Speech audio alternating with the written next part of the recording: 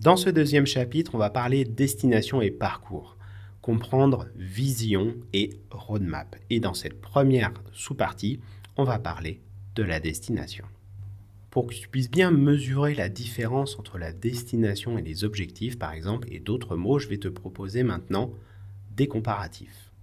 Donc la destination, on est sur quelque chose en termes d'horizon de temps qui est du long terme, voire très long terme, qui se représente donc par une phrase concrète, une image, quelque chose que l'on va pouvoir comme ça matérialiser. Et l'exemple, c'est celui que je t'ai donné tout à l'heure, donc offrir une expérience client exceptionnelle qui deviendra un modèle dans notre industrie.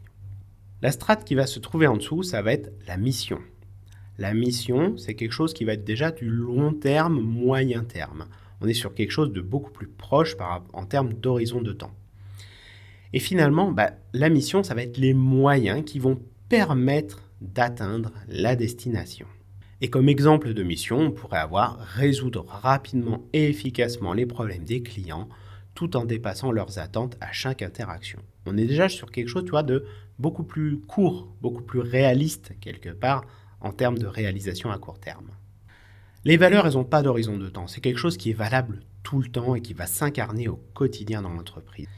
Les valeurs, ce sont les fondations sur lesquelles tu vas pouvoir t'appuyer. Alors quand je parle de valeurs, je parle pas bien des vraies, celles qui sont incarnées au quotidien dans ton entreprise et pas celles qui sont mises sur les plaquettes pour faire joli d'un point de vue marketing. C'est uniquement celles qui sont vraiment incarnées au quotidien et qui sont assumées qui vont permettre justement d'avancer par rapport à cette destination que tu auras construite. Il y a des entreprises, par exemple, qui vont avoir des valeurs de combativité et en soi, ça peut être très bien pour certaines personnes. Donc ça va permettre aux personnes qui ont elles-mêmes cette valeur de se retrouver dans l'entreprise en question et de pouvoir avancer avec elle. Lorsqu'on va ensuite descendre d'un niveau, on va arriver au niveau des objectifs. Alors les objectifs, on est sur quelque chose de moyen terme, voire court terme. Et ce sont les étapes qui vont permettre finalement de remplir la mission. Si on reste dans l'exemple initial, on va être par exemple sur des notes que les clients vont nous donner, sur des taux de décrochage, sur des délais de réponse, ce genre de choses. Le dernier niveau, ce sont les actions. Les actions, c'est quelque chose qui est à court terme, pas forcément immédiatement, mais sous une échelle de temps extrêmement rapide. Ça va être toutes les réalisations concrètes qui vont être au service des objectifs. Et là, on retrouve cette forme pyramidale dont je te parlais un peu dans les indicateurs. On va la retrouver également ici avec la destination qui est tout en haut, la mission qui est la strate en dessous, les objectifs qui vont pouvoir contribuer et les actions qui vont pouvoir contribuer à tout ça, et avec les fondations qui vont être les valeurs. Et là, concrètement, dans les actions, on pourrait retrouver des choses comme décrocher avant 3 sonneries, par exemple. Et ces différents éléments que je viens de te présenter, ce sont 3 strates d'informations différentes. Il y a la strate stratégique, où on va retrouver la destination, les missions et les valeurs. Il y a la strate tactique, dans laquelle on va retrouver les objectifs. Et il y a la strate opérationnelle, où là on va retrouver les actions. Et toi, en tant que manager, tu es amené à travailler sur les 3. Construire sa destination, c'est quelque chose que j'ai déjà expliqué dans une formation qui s'appelle Time Hacking.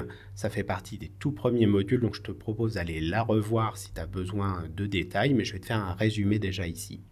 La première étape lorsque tu as besoin de construire une destination, ça va être de aller chercher de l'information, et ça, c'est toi qui vas t'en occuper. Ces informations, tu vas aller les chercher à 4 niveaux. Le premier niveau, ça va être ton entreprise et d'aller chercher ses attentes qui vont être explicites et implicites. Le deuxième niveau sur lequel tu vas aller chercher des informations, ça va être ton équipe, parce qu'elle aussi, elle va avoir des attentes vis-à-vis de toi. Le troisième niveau, ça va être tes clients. Tes clients, ils ont aussi des attentes. Et enfin, il y a aussi toi-même à mettre dans la balance, dans l'équation. C'est toi, quelles sont tes attentes par rapport à cette destination que tu as envie de créer.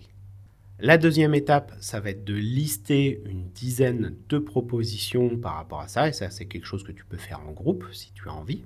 La troisième étape, ça va être de sélectionner une seule proposition parmi ce lot, et je t'invite vraiment à le faire au moins 24 heures après avoir fait cette première liste, d'avoir un bon dodo dessus pour pouvoir bien sélectionner tout ça, et ensuite d'aller la présenter à ton entreprise et aussi à ton équipe pour bien la faire valider par tout le monde et s'assurer que cette destination, ce soit bien celle qui soit retenue.